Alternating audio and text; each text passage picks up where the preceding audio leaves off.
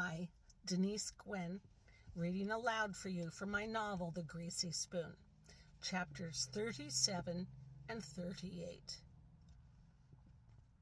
Is it really that easy? It doesn't seem possible. Nick stops short at the door. What are you stopping for? Ed asks. We need to strategize. Let's just get the fuck out of here, Ed says. This is what I think we should do when we get outside, Nick says. We'll make our way to the delivery truck, or do you think we'd be better off heading back to the trucks they brought us here in? Whatever, Nick, let's just go. A wave of uneasiness washes through him. He wants to reconnoiter and commit to a plan, but Ed's in a hurry, and perhaps he's right. The more time they waste, well, okay, Ed's right. They ought to get out of the slaughterhouse first, consider options second. Yeah, but really, Ed, is that still our game plan? Yeah, sure, Ed says, and surges ahead of Nick and pushes on the door.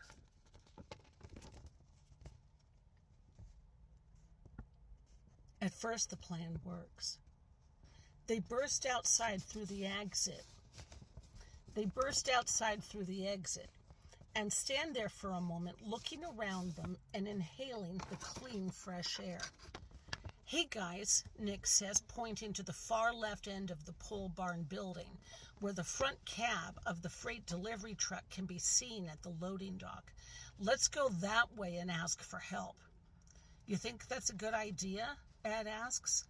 At that moment, 3 figures emerge from behind the parked truck and someone shouts, "There they are!" Oh, fuck, Nick says, and turns on his heel and grabs the girl's hand and runs in the opposite direction, with Ed keeping pace beside him. They run up the length of the pole barn building, and this is bad, for they're an easy target for any one of the farmers who might happen to have a shotgun or a rifle.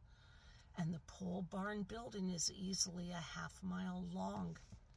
Still, they run fast, and they're 400 yards away from the corner of the building when Nick cringes at the unmistakable sound of someone ratcheting up a shotgun. Bend your head down, Nick says, and presses the girl's head down as they run, and looks over at Ed, and he nods and bends his head down, and they pick up speed and keep on running. "Stop, you asshole! Stop! We just want to talk to you!" one of the farmers yells. A gunshot rings out. A bullet zings past Nick's left cheek, and he cries out in terror. And the girl ducks her head, and it's a lucky thing, for if she hadn't, the bullet would have blown her head off, and he winces and keeps on running. "Jesus!" Ed shouts. They're reaching the far end of the building. 1 farmer is dead, and the 3 remaining men are after them. So Nick feels pretty sure that someone won't be waiting for them at the end of the pole barn. And so he runs even harder and drags the girl, and Ed doesn't need to be told to run. He passes Nick by, and Nick sees the end of the building approaching. If they can just get to the corner, if they can just get there, they'll reach a measure of safety and a chance to think through their options. A bullet zings past, then another.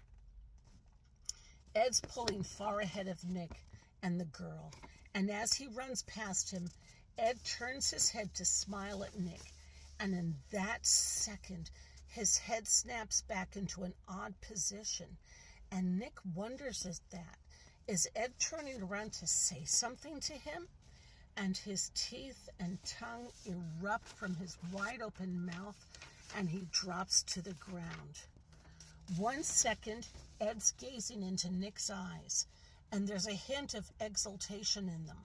And in the next, that same eye is now flying away from Ed's body as his brain matter and bone and teeth erupt from his head and explode onto Nick's face, covering him in gore and tissue. But he doesn't dare brush it off, out of a fear that any movement on his part that isn't focused on escape might get him shot. He dedicates his last reserves of strength to running and getting away from these men, And now the young woman's life is in danger as well. And at the same moment that Ed drops dead, Nick keeps on running, and he rounds the corner and tears around it on a wild, keening trajectory. And her feet lift off the ground as he swings her around and circles her back around and wraps her up into his arms as he leans against the far wall, panting. He gives himself a second to catch his breath and to think. He's reached the end of this mile-long factory of death, and he's still alive, thank God, but he's only just starting to appreciate how truly fucked he is. He's a fast runner. He'd been a long-distance runner in high school, but he can't outrun bullets. And by the time the farmers reach the side of the building, he knows one thing. I'd better be somewhere else. And that's when he notices it. He notices two things, really, and both might work.